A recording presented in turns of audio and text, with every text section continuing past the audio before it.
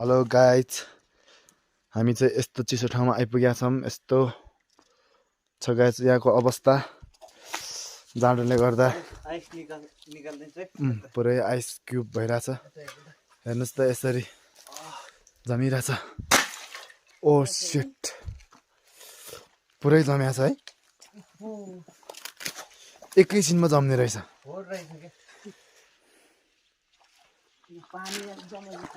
बिस्तारै गर्नु है, फेरि भित्र पऱ्यो भने त यहाँ त यस्तो चिसो हुन्छ नि। पुरै चिसो छ है, 0 सेल्सियस डिग्री होला यो। 0 फेरि धेरै माइनस, कति माइनस भएर पो त यसरी आइस बन्छ त होइन। यस्तो छ अवस्था गाइज। ओइ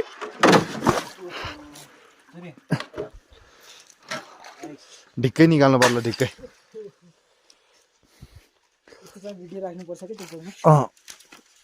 आमामा हेर्नु न यो।